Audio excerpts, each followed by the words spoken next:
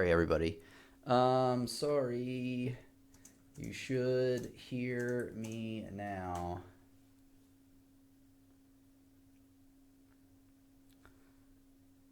Okay.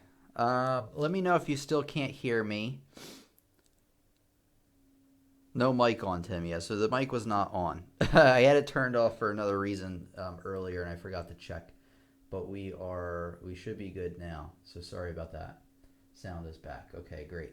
All right, everybody. So hopefully everybody is ready to learn. Let me know if my voice now we got you. Okay, great. Bob Fridge is back once again. Hello, everybody who's coming in here. So we're gonna get right into the lesson. I'll say hi to the other people trickling in now that I didn't get a chance to, but I do want to kind of get into the lesson here, especially with our goof up in the beginning. I apologize for that, but hey, you can't be on top of everything all the time. Okay, great. Glad to hear it's all fixed. All right, we're gonna get started here. Let me, yeah, great. I think we're good. Let me bring one thing up. Here we go. All right.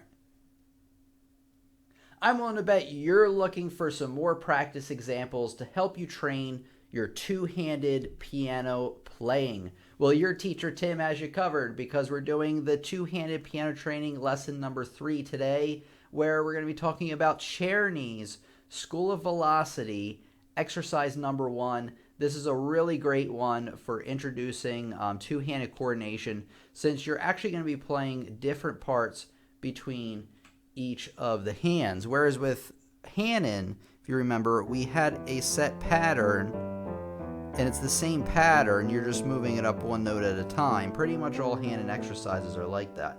This one's totally different, where you have chords and maybe a scale in one hand. You just have something different going on between each hand. I kind of like these a little bit better. The Hannons are still good to practice, but I like these better because these are more like a real song that you would find. It's kind of interesting because it's kind of a combination of a song and a practice exercise all in one. Let me show you what it looks like.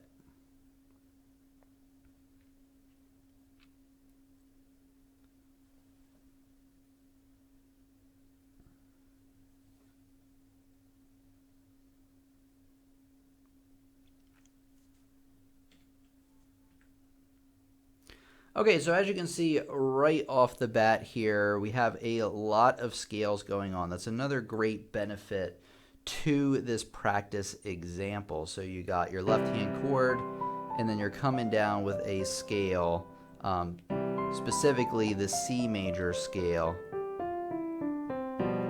And then what you're doing is you're actually still playing the C major scale, just starting on different notes. Yeah, and you got to be careful of the finger crossings. They're hard to do and talk at the same time. But that's basically what you're doing. Now, it does change up a little bit throughout the middle, but it's really a great way to practice your C major scale. But also starting the scale on different notes is important because you're actually going to find that in real music you play, which, like I said, is kind of the reason I wanted to introduce you to this example here.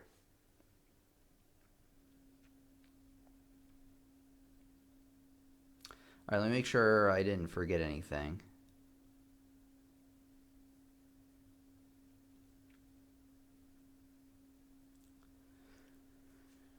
Okay.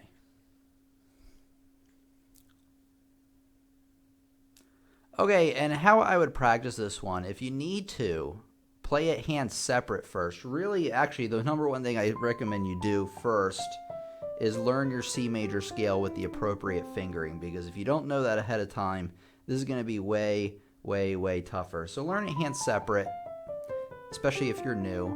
Try to manage it hands together at first if you can, but I understand if you can't.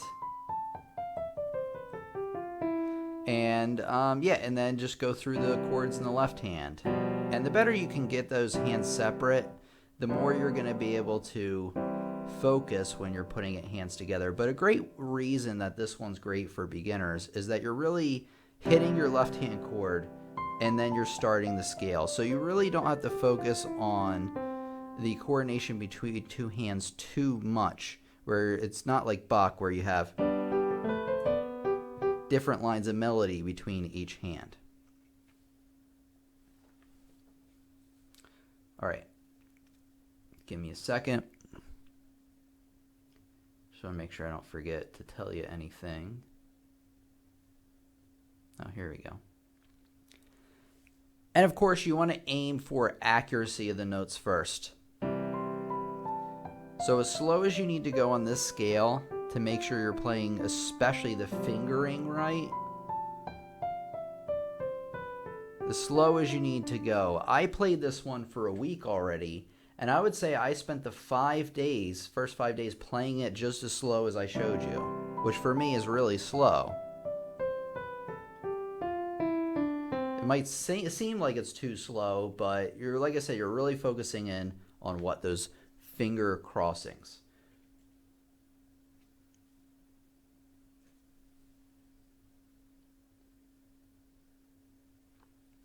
Further on in the piece, you have to be careful because it starts to move really high up on the keyboard. This is the line I'm showing you, the third measure over. And if you notice, it even has an 8VA. So if you're not used to reading your ledger lines even, because even with the 8VA, these are pretty high up, right? And you want to be, so you really, really want to be paying attention there, that it's not just scales going up and down anymore, it's notes going up and down. And if you're not used to reading ledger lines, you might you definitely really want to take your time figuring those out. That's one thing that got me. In fact, when I play it for you in a minute, we'll see how I get through that area. I think I'll do pretty well since I've really been concentrating on getting that down. All right, are you ready to hear it? Because I'm ready to play it.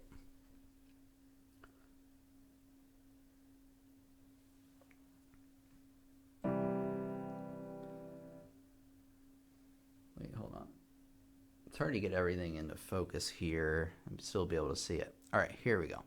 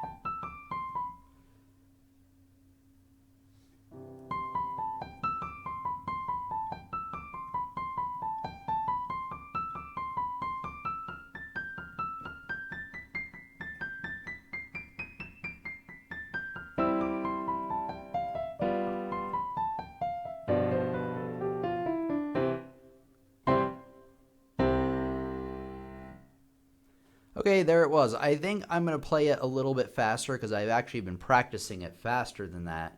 I really just wanted to do it at a decent speed at first, just to make sure, I'm focusing on those hand crossings. So let me try it again at a faster tempo now.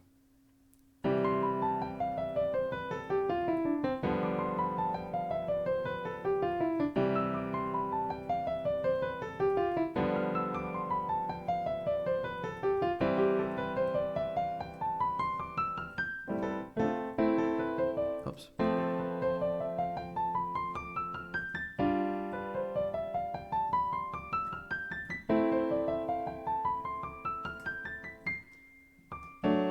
Oops.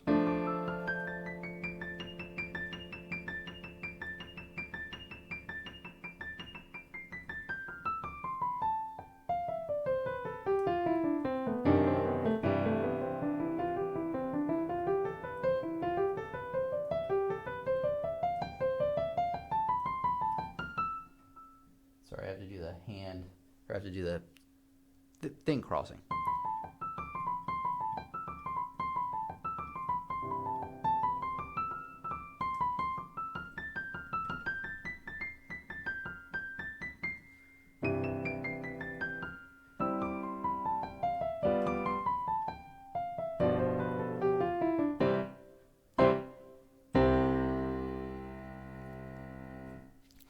All right, the finger crossings got me on that one, mainly because the sheet music is really tiny, because I try to fit in the whole thing to be able to play it once. I need to find a solution for that, for like turning pages and things like that.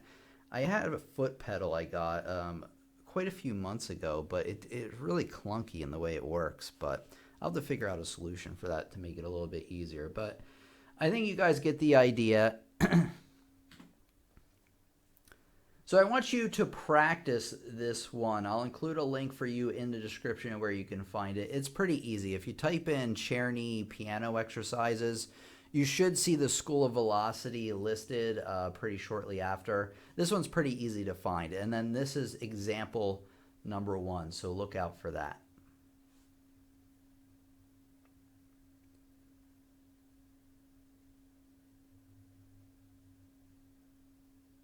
Okay, there was something I wanted to tell you guys, but I am blanking on it other than this one. Oh, here you go. I have it written down. Good.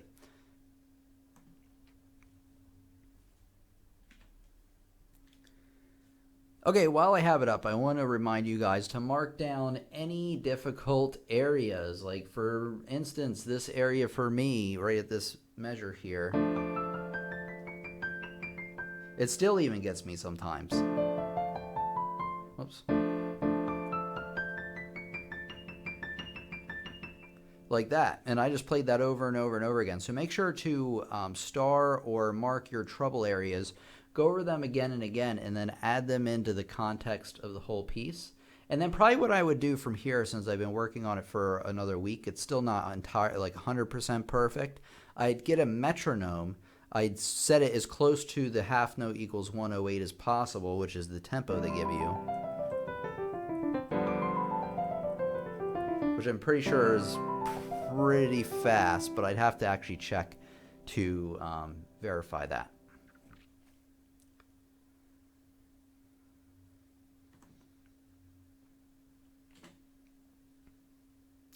Okay, I'm going to take some questions before we continue, or say hello to some students here.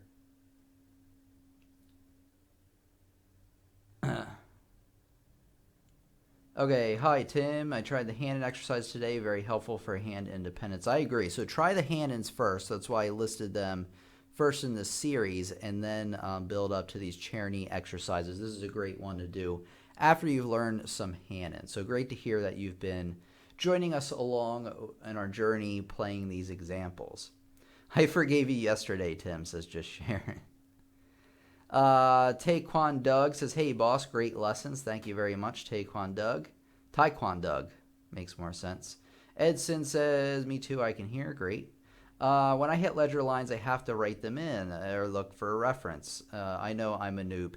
Yeah, you can do that in the beginning. In fact, I did that for a long time. I don't recommend you do that long term. What I recommend you do, actually, is check out my lesson that I have. Let me get you a lesson real quick, because this one's pretty easy to find. But anyway, if you go into YouTube and you type in ledger lines and then piano lessons on the web, you guys know where to find me. Let me get you a link to this lesson here, because this will give you some useful tips on reading a ledger lines. Whoops. All right, I got it for you already. Like I said, pretty easy to find. Okay.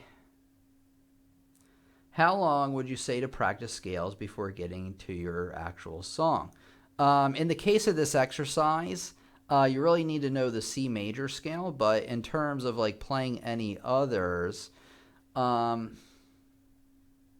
know, like when you're learning at first, you really don't have to wait on learning scales to learn any particular piece or pieces in general. So if you're a beginner and you've just been learning scales all along, don't feel like you have to keep learning all your scales before you can start playing real sheet music. You can actually start right now. It's just that learning scales will make it easier because those will show up in your music, guaranteed. Yeah, me too. Not so good at sight reading yet. Yep, that definitely takes time. Okay, sight reading is hard. I just got betterish at them. Yeah, you just keep doing it every day and you'll get better. Okay, scrolling down here.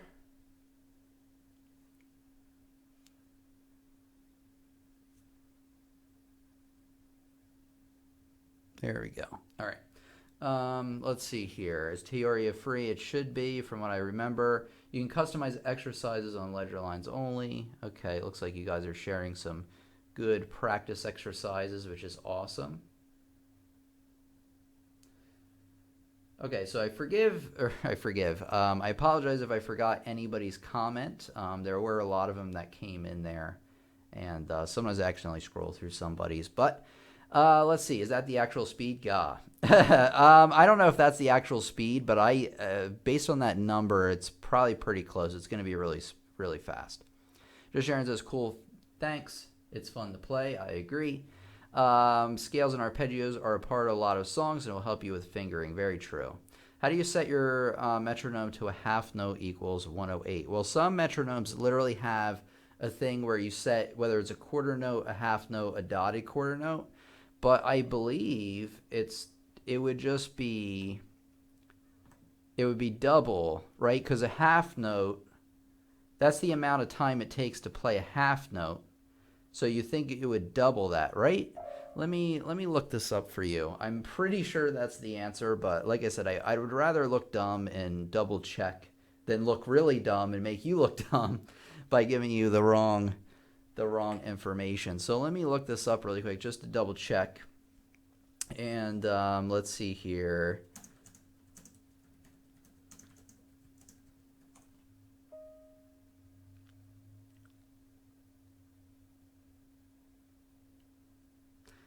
Yeah, I don't know if I see it here, but I believe you would double it.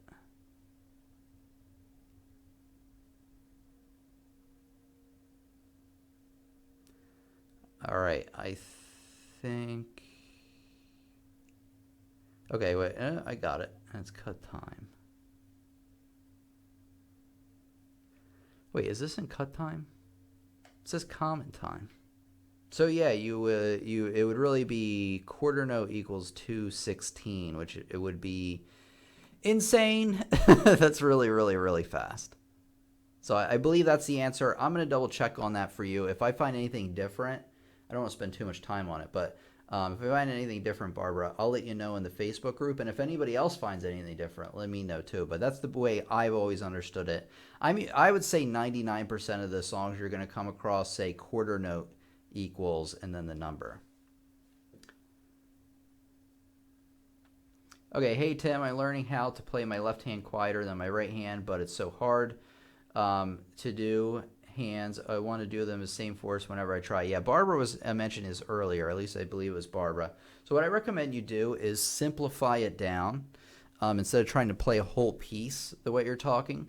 Try playing actually the exercise we did tonight where you play the chord and then you play the scale above. And what I want you to do is play the chord quietly and then come in with the scale louder. And what that'll do, what's cool about that is in the practice exercise we did, the chord comes in first by half of a beat and then the scale. So you can really get yourself some time to think how quiet that is and then bring out the other hand. Another thing you might want to do is if you want less force on one hand, don't use your arm weight as much, which is created like right in here. I don't know what that, like right in the elbow, I guess you call that. By dropping, you can get more sound. However, if you want to, so you don't want to do that. You just want to kind of push down your hand and that'll get you a little bit of sound. When you're trying to get more sound out of a melody, actually use your arm weight up in here to move your whole arm like a hammer. And then you're actually going to hit. It takes a lot of practice, by the way. But what you're going to be able to do then is really get more sound out of one and then out of the other less sound. So actually try to adjust your playing technique to match what you're doing. Remember, if you're trying to play loud, use your arm weight. If you're trying to play soft, use the weight of your fingers or just gently.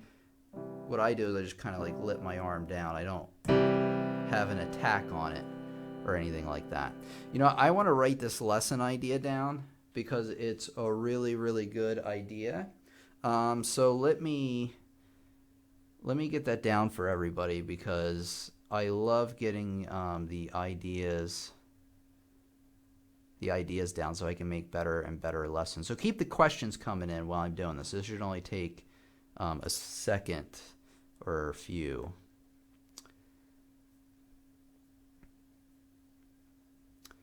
Okay.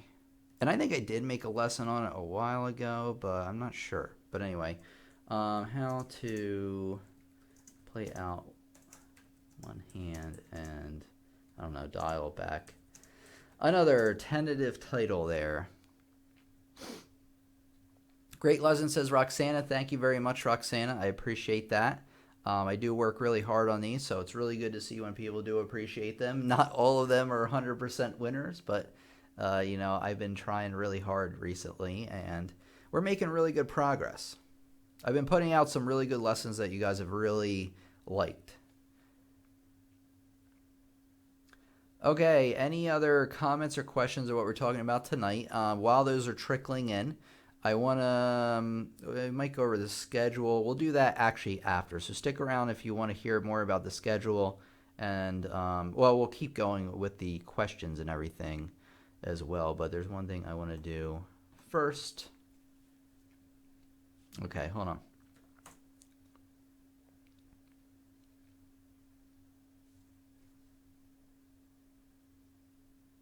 This lesson and every lesson is brought to you by the courses over on my website, pianolessonsontheweb.com, where I have over 20 courses that will help you bring your piano skills and your music skills to that next level and play the songs you've always wanted to play. Just like this channel, it's no gimmicks. This is real instruction. You're going to learn about piano, music theory, improvisation, rhythm, ear training, and anything else I found that you would need to become a well-rounded musician. This is the same education that's been passed down to me from my piano teachers.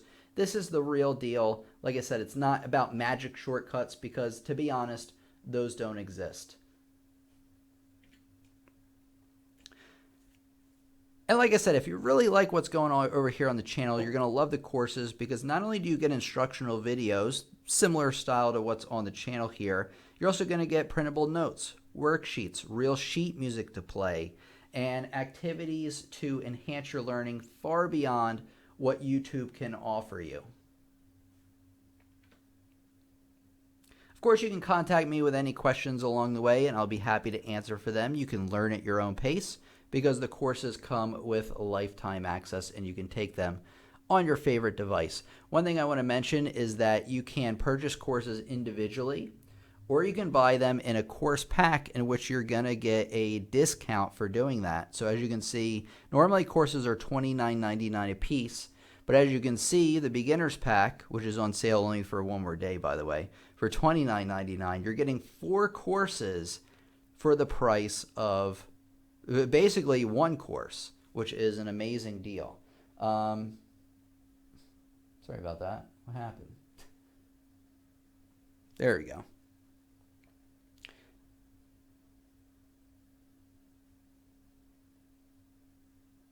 Sorry, everybody, got tracked a little bit.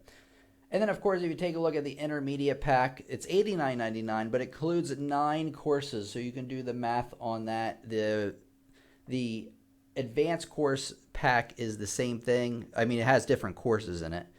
Same kind of thing where it has 9 courses involved. And then, of course, the best deal on the website is the all-course pack. I highly recommend this one. You're getting all 23 courses on the site for $199.99, which is really, really good, especially compared to buying them individually. So like I said, if you like what you see over here on the channel and you're ready to start taking things more seriously, ready to start taking things to that next level, head over to pianolessonsontheweb.com right now and enroll in some courses. It's a great way to both invest in yourself and help out our community and our channel here.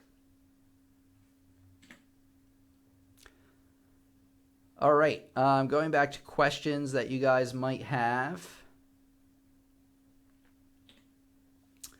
Okay, let's see here. Truman says, good lesson, Tim. Thank you very much.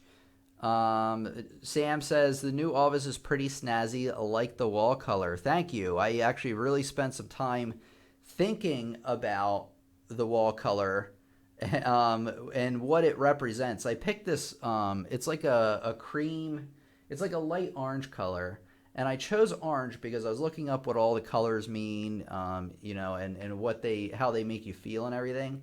And orange is the color of optimism and creativity. That's right. And I felt that like those two things really represent what we're doing here on the channel: optimism and creativity. So I thought to paint the room this color would be great, and then I went for a more muted. I didn't make it pumpkin orange, obviously, but that's really why I chose the color. So thank you. I'm glad you like it.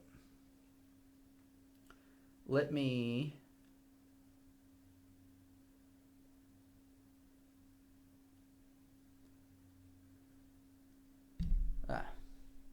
Let's see. I'm still struggling with the C major scale, says Sam. Both hands, at least 1 minute straight. My left always makes a mistake. I try very slowly. Is somewhat better. It should be better indeed, but still make mistakes. Yeah, just keep going with it. Go even slower. Honestly, if you're still making some mistakes, you probably still need to slow it down, which may be painfully slow, but hey, you gotta you gotta do what you gotta work with. Adria says, where's Tim's trusty Brian at? Which I assume Adria is talking about Rich Brian, which I'm not sure where he's at. He's either taking a break or we've lost him, unfortunately. I've been thinking about getting in contact with him again because I really haven't been able to ask him where he is because I've been moving and everything I'm busy with. But Rich, if you're listening, you're always welcome to come back. Would always love to have you with us, of course. For some reason, you're the only teacher who makes me want to do scales. I think that's because I try to stress the importance of doing them. And a lot of teachers, I think, fail at doing that. I'll try that. Thanks, Tim. I didn't think about playing it as a scale before. You're welcome. Good lesson, says Truman. Thank you very much. Also, congrats on your new place, Tim. Thank you very much. I'm loving it so far. Also really like working in this office. It's quite a bit better. There's still some annoyances, but you know what? Now, I shouldn't say it too loud because they might be listening. The only annoying thing so far about where I live is that sometimes there's traffic noises. But the weird thing is that, and it's usually like in the evening right now, from about 4 p.m. to about 10 p.m., there's usually like quite a bit of traffic noise, but both Friday and today we've been pretty good. I don't really hear much going on. Now I know I'm probably focused on what's going on in here. That's probably why. But other than that, it's a lot better. A lot better. Random piano tip. Missed it. Self-taught students can use the ABRSM syllabus to guide them for what they need to learn and cover. That's a great recommendation. Ader says, I like his new studio too, and the wall paint matches the text on Tim's shirt. You know what? I didn't even think about that, but it pretty much does. It's pretty close. I keep forgetting to include links to merch for you guys to pick up some piano lessons on the web stuff, because I do have that available, but I'll remember to put that in future lessons or even put it in the description later on. I do have something kind of exciting that I thought up of today. I'm not going to tell you exactly what's going to be going on, but as you can see over here, over here, there's kind of an empty space here. I'm going to put something over here, kind of in the background, kind of so we have like kind of a layered effect where I'm up front. We kind of have the computer over here to the left, my left, and then over here, I'm going to have something kind of back there to kind of help bounce it out. And I had a really cool idea today. I think you guys are going to like it, and we're just going to kind of have to see how it goes, but stay tuned for that because I think it's going to be pretty cool. I printed the syllabus. I don't know much about the ABSRM or whatever it's called, so maybe Bob can give you some more information on that, but I've heard similar tips, and I know that if you follow that can kind of lead you through a good path for being a beginner. Carol Christensen says, I just printed the Czerny's practice song. Can't wait to try tonight after we're done here. Tim's clean office makes me want to clean mine. Not tonight, though. It's clean. You know what? It's probably going to stay clean, at least this part of the office that you can see. There actually is a table over here that has a little bit of a mess on it, but it's not really that crazy. But it probably will remain clean only because it's on camera so much. Roxana has a great question. Says, I like the chair. Why not a stool? You know what? I have a stool right next to me. I don't think you guys can see it. I don't really feel like lifting it up. It might break something, but which I actually do practice on. So I actually do practice on a bench, or a stool you could call it. It's like a really short bench. And but I do the live stream in the chair, and the only reason I do that, like when I'm playing piano, I'm sitting on the front of the chair anyway, so it's basically like a stool. But the chair, especially if we're doing like a mixture of things, because sometimes I'm leaning over, typing something on the computer, or I'm kind of leaning back, listening to you guys talk or speak in the comments rather. So this is just like more of an overall good thing for me, this chair, because I can both sit forward in it, play like I normally would, and then I can also lean back a little bit. I don't practice in this one, and I don't recommend you necessarily practice in an office chair like this either. And the reasoning is that it's too easy to get lazy. So because when you sit on a piano bench, it's not like a chair where you have a back to it. You're keeping yourself upright on your own terms, right? So after you sit for maybe half hour or an hour, or even less for some people, you might start to get tired. You might start to hurt a little bit because your muscles are getting tired. So if you have a chair with a back like this, you might get lazy, and you don't want that, because that will actually over time make your muscles weaker because you're not depending on them. You're actually cheating. And actually this back like this is not a good position to play piano, because with piano, one of the reasons you sit forward is so that you can pivot back and forth. One thing I don't talk about a lot, which I'll start talking about more because the camera angle's better for this now, is that when you're playing, so say I'm playing down on the bottom end of the piano, my weight and my torso is actually shifting this way. I'm still sitting up straight, but I am shifting this way. And then as I come towards the middle, here I'm sitting almost perfectly middle, and then I start leaning to the right as I get this way.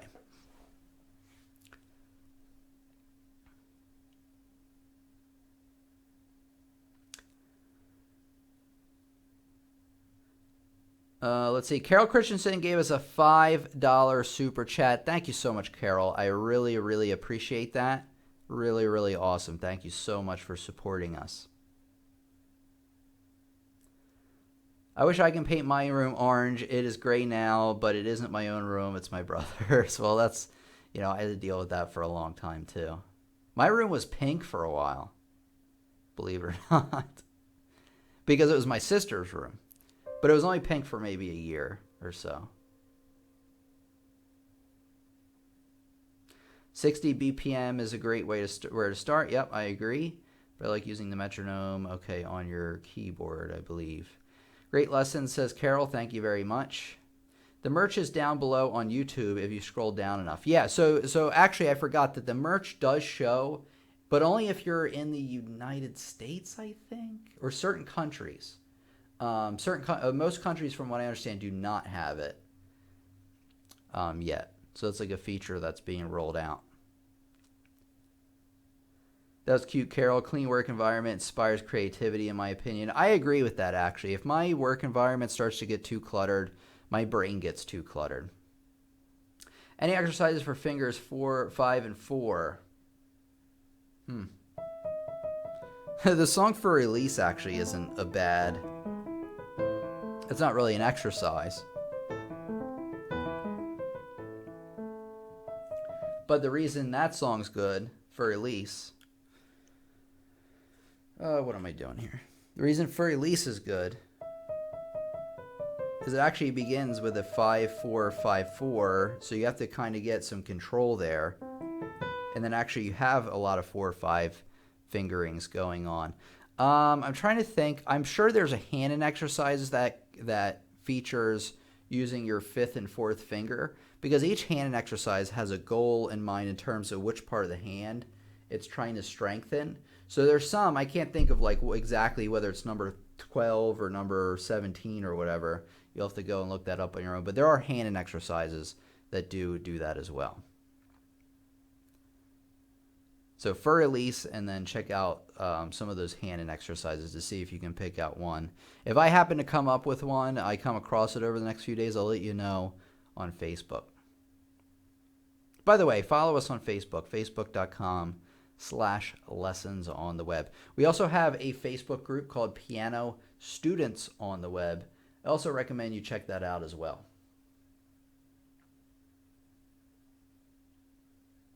Great idea, Tim. I saw someone playing that for release riff for 4 hours. Yeah, it's a common one, or it's a popular one, that's for sure. I have a small brush to brush out dust out of the keys. You know, I had one too. I have one too somewhere, actually. I saw it when I moved, and then I put it in a box, so I don't know where it is.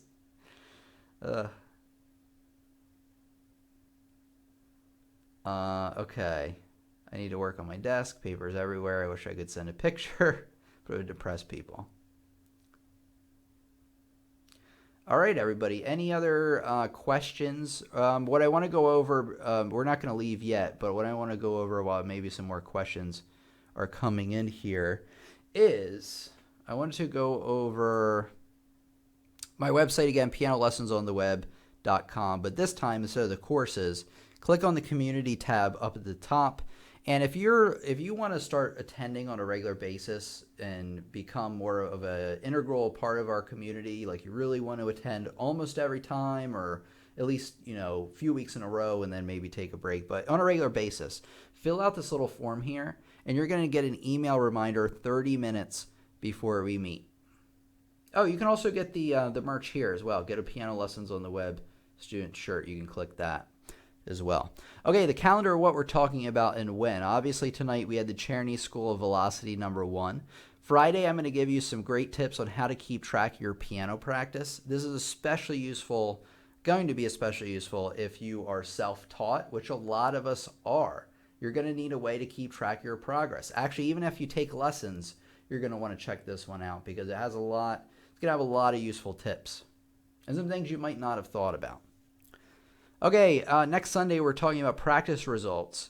So what I've been doing is I've been playing, since I moved into this house, I've been playing every morning for 1 hour, and it's going to be 2 weeks by the time I get to this lesson. It's been a week already now, and then what I'm going to do is I'm going to make a lesson of my findings, how I felt about things before I started doing the practice regimen, what I noticed after, whether I recommend it for you, and maybe some of the benefits of practicing in the morning as opposed to the evening, which it's been going really well. I've really noticed a difference already, so look forward to that.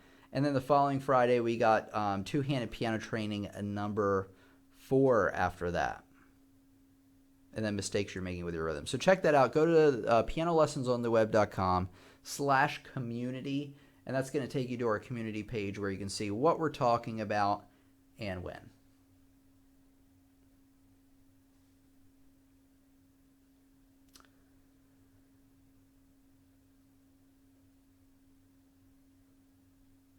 Roxana or Adria says, I would get a piece of cloth to cover your keys. You can do that as well. I never remember to do that, even if I do have a cloth. But that is a good idea if you can remember that. Truman Fink says, I have more problems with my left hand than I do my right hand when I play. Well, that's probably pretty normal, especially if you are right-handed. If you're left-handed, you probably have more trouble with your right hand. What should you do? What should you do? What should you do? What do you think? What do you think? What should you do with the left hand if you're not as good at playing with the left hand? Do it more often, of course. As you probably knew I was going to say that because I say it all the time. Just like, what was my other tip I always tell you to do? The number 1 tip in all of music, slow down. You're going to hear about that one again pretty soon, actually. Yeah, so just keep working on your left hand. I must be the most creative person in the world then. I can't quite get my act together on these papers. The rest of my house is very organized, though. Yeah, we always at least have one room in the house. Me This is the good room and everywhere else is terrible. I'm just kidding. I have been keeping up with cleaning, but I've only been here a week. So who knows? Okay, improvisation tips. My chord progressions are always so bland and repetitive. You know what? I want to make a lesson on how to make... Do I have one? I might. Let me look for a lesson for you to see if I have one on improv tips. Improvisation lessons on the web.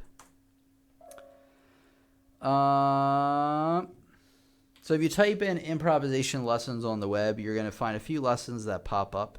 One's the easy piano improvisation exercise for beginners. If I remember right, that's basically just involving playing arpeggios up and down the piano. And then how to improvise on piano using music theory. I do recommend looking at this one.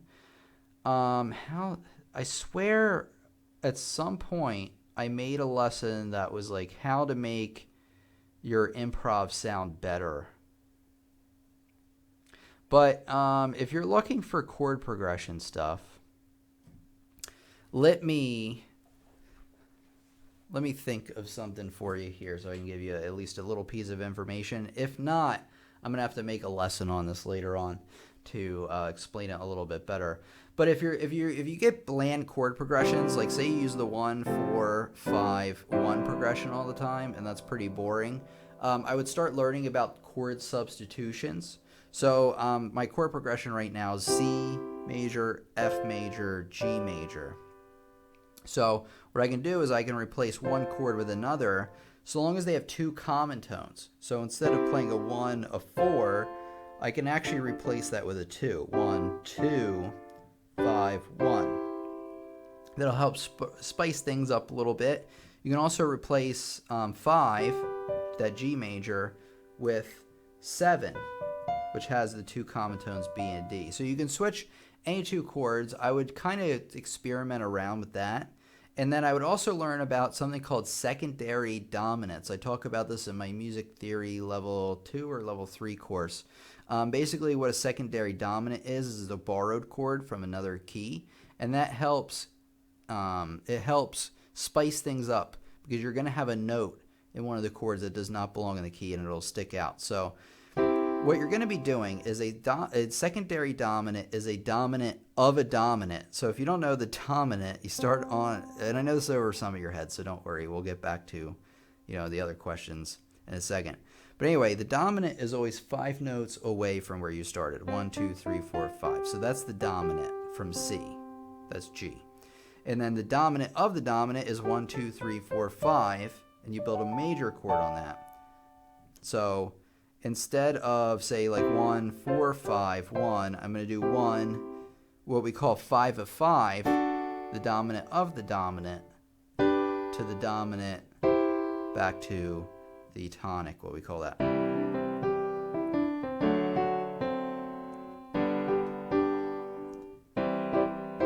See how that added in just a little bit of extra spice. Okay, kind of funny. My left hand handled it and sees my left hand is one having issues and my right hand is fine. Yep, so it depends on if you are right. Oh, you're left-handed, I see what you're saying. But your left hand still gives you trouble. So you might run into that as well. Tim, do you ever write down your keys? If so, what can you use on them? It actually doesn't even depend on what they're really made out of. A lot of keys are made out of plastic.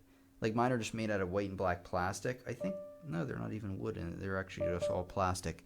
You can honestly clean those with anything. What I don't recommend you do is spray on the keys because obviously some of that liquid's going to soak down into between the keys and that might hit some of the electronics in there. You probably have little sensors in here that can detect how hard they get hit. You don't want those to get wet. So I don't recommend that. But what I recommend you do is just get like a paper towel, wet the paper towel with like Windex maybe. You can use maybe a little bit stronger of a cleaner if you want, but you don't really have to. And, probably to play it safe, use something a little bit more tame. get it wet and then just wipe down the keys like that. You can also get these, trying to see if I do. Let me show you. This isn't as practical for, cleaning an entire piano, but they have these things, what are they called? Eye cloths or something. You can get them on Amazon. And whatever, it's a little packet, you rip it open, and it's a little wipe with alcohol. It's an alcohol wipe. And then you can clean your keys like that too. That works just fine as well. I have used those, except they're kind of tiny. They're better for like, your laptop screen or something like that.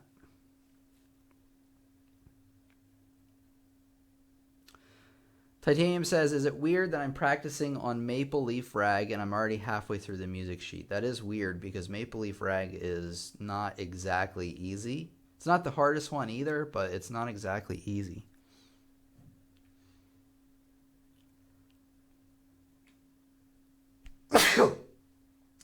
First sneeze in the new house, or first sneeze on camera anyway. The allergies have been better too. I also have an allergy filter that I run before we start the lesson. Okay. I've been practicing improv for a week. I don't know why I like to rush like this. Already diving into 251. I need to slow down. 251's not that bad because 251 isn't really that complicated of a progression. When you start getting into extended chords like ninths and everything, then you're probably getting into more complicated territory.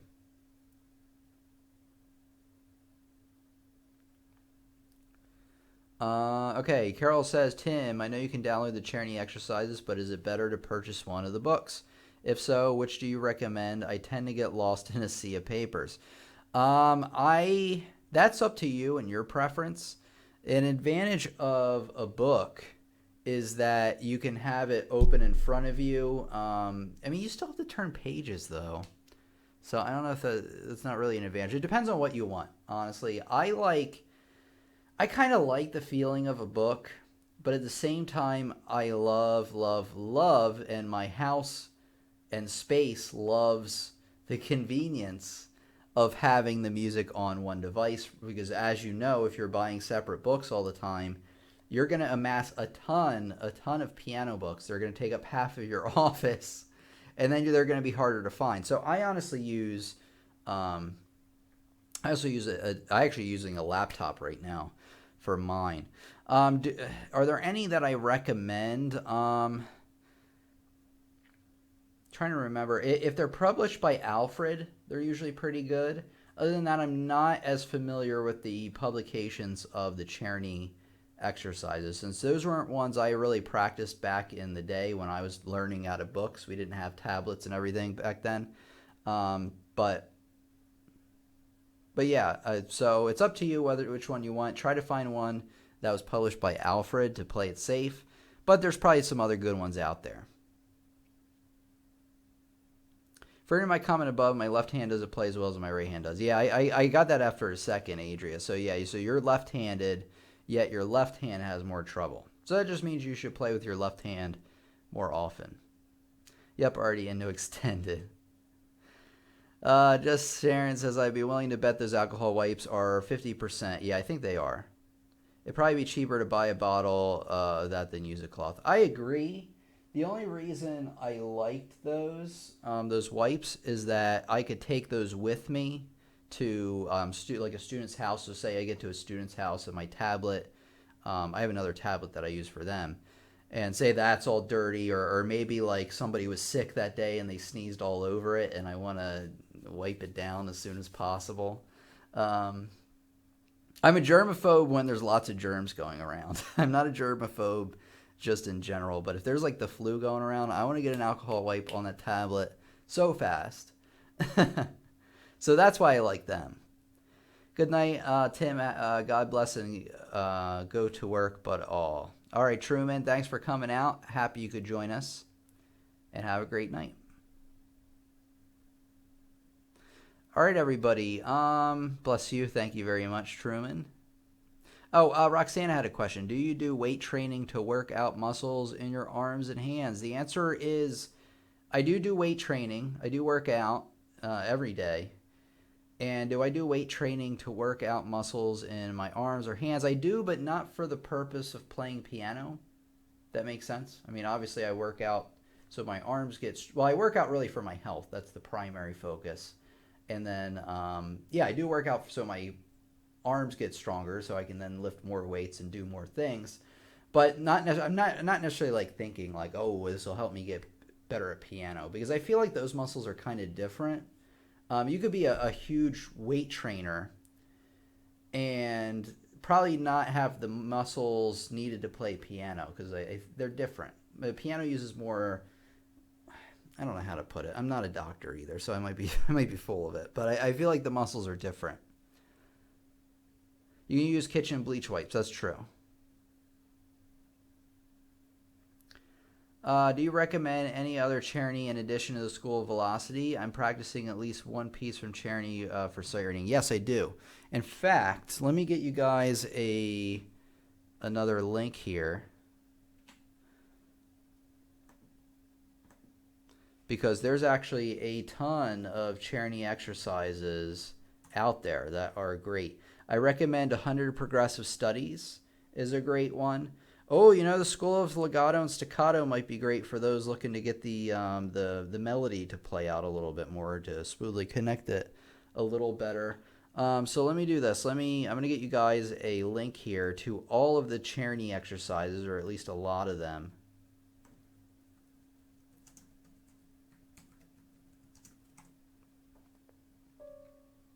So there you go. All right, everybody, I think I'm going to start wrapping it up. We had another great lesson tonight. Remember to go to pianolessonsontheweb.com to enroll in some courses, because like I said, if you're interested in taking things to that next level, you really like what you see over here on the channel, and you want to help support the community at the same time, check out those courses, pianolessonsontheweb.com. I'm going to do a little outro here, because when I do the video, it kind of helps make it flow a little bit better. So here we go. If you're interested in further developing your two-handed piano playing, you must check out the other lessons in this two-handed piano training series. Also, check out some of the other lessons I have on the channel on two-handed piano playing, and subscribe, because we got new lessons coming out all the time. You don't want to miss a beat, and you want to become a bigger part of our community. So thanks for coming out. This has been your teacher, Tim, and I'll see you in the next lesson.